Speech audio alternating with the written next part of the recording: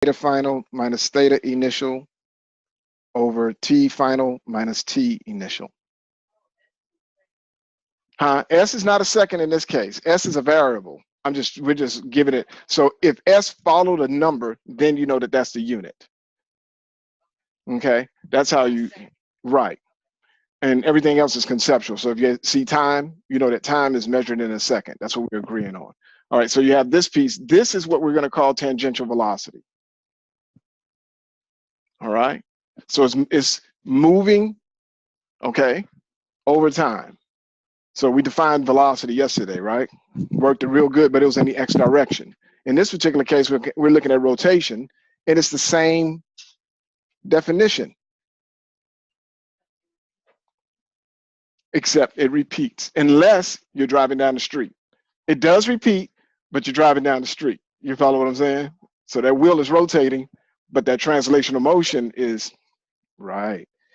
And so now we have VT is equal to R.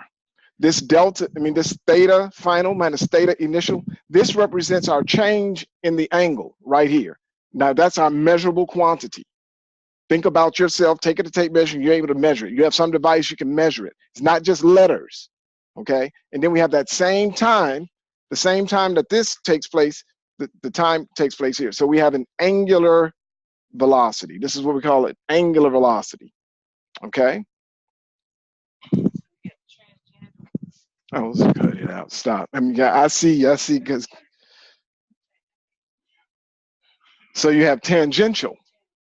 That's all right. It took me a couple of moments to pronounce it, even though I'm using the word in my head. I'm like tangent. Y'all know what I'm talking about. So I just know that it's touching. It's tangent to the circle. All right. So this is our relationship between translational motion and rotational motion. Y'all see that? All right. And since that is the case, if we want to define the frequency, the angular velocity, we could do VT over R.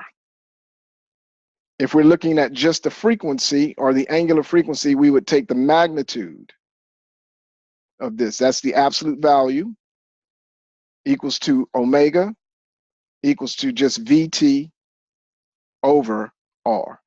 So that would be the magnitude of VT as well, like so. There's a relationship between omega and regular velocity, and hopefully we can ferret that out. Did everybody get that? You guys have your iPads, anybody? All right, so I can share these notes with you like over AirDrop. Yeah, I plan to share all of them, but I can just like AirDrop it to you too, okay?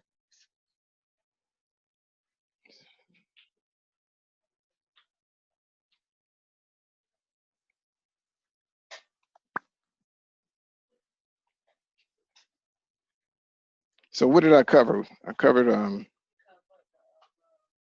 primarily rotation.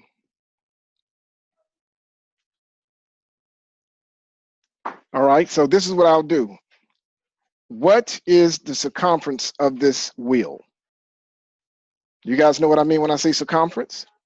Oh, right on. What is it? It is the perimeter. Excellent. I call it circumference. Well, it's the perimeter. It's the measure of the length going all the way around this circle. This thing. How do we measure the circumference of a rotating of a wheel like this? Pi times radius squared? No, that would be the area.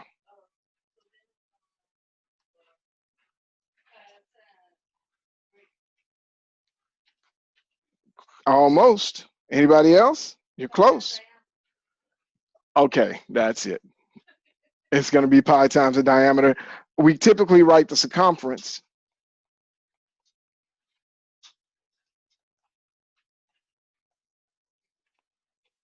So I'll start off with the arc length equals to r theta. And the circumference is just going to be equal to r